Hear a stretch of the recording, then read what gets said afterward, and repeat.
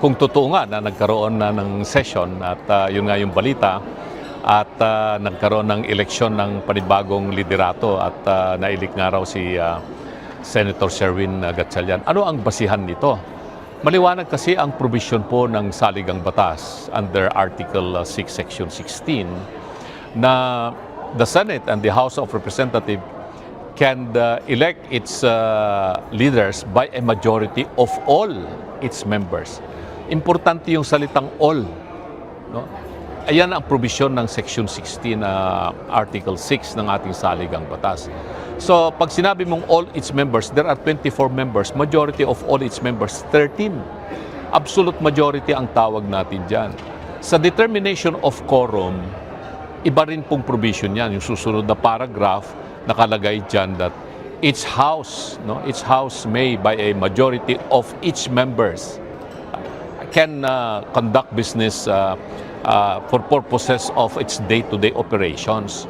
So yung determination of quorum will only require majority of the members, meaning to say who are here in the Philippines. Yung election ng Senate President, it requires majority of all its members. Kung totoo nga na pinalit ng Senado si Senator Sherwin Gatchalian, ay violation po yan ng provision po ng Article 6, Section 16. Hindi mo pwedeng may apply yung kaso ng Avellino versus Cuenco kasi yun ang binabanggit eh. It is a 1949 case at doon sa provision ng 1935 Constitution, yung election ng Senate President, wala pong nakalagay na all its members, kundi majority of the members thereof. So, yung Avellino versus Cuenco, kaya 12 yung nag-elect, natanggal si Senator Avellino at naipasok na bagong Senate President si Senator Cuenco kasi isa sa mga senador noon, si Senator Tomas Confesor, was out of the country. So practically, 23 lamang yung senators na nasa Pilipinas at that time. Yung isa pang ang senador ay nasa hospital. He was indisposed, si Senator Vicente Soto Sr., na wala doon din sa session.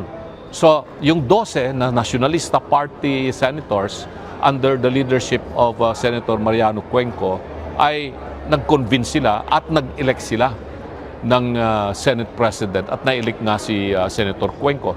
Nakarating yan sa Korte Suprema yung kaso na yan at pinaliwanag ng Korte Suprema for purposes of determining a quorum to transact business, what is required is majority of the members of the Senate. At dahil wala pong provision tungkol doon sa majority of all its members to elect the Senate President, yung pagka-elect ni Senator Cuenco ay tama, sabi ng Supreme Court. Kasi yun ang nakalagay sa saligang batas, yung interpretation under the 1935 Constitution. Pero under the 1987 Constitution, maliwanag na majority of all the members of the Senate.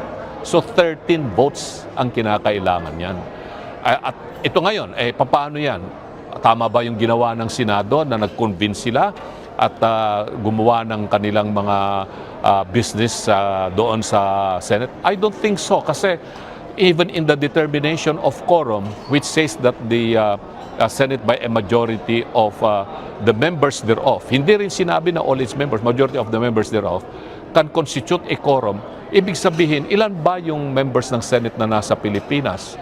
Ang nasa Pilipinas, I think there are still 24. Kahit na yung isa hindi mo mahagilap at yung isa ay nakadetain, still they are members of the Senate. Wala namang information na nagsasabing si Senator Bato de la Rosa is already out of the country. Kasi pag out of the country na yung isang senador, he is beyond the jurisdiction of the Senate. He can no longer be compelled to attend the session. Nakalagay din sa Constitution kasi that compulsory process may be effected by the Senate in order to compel the attendance of the members thereof for purposes of determining a quorum so that it can transact business.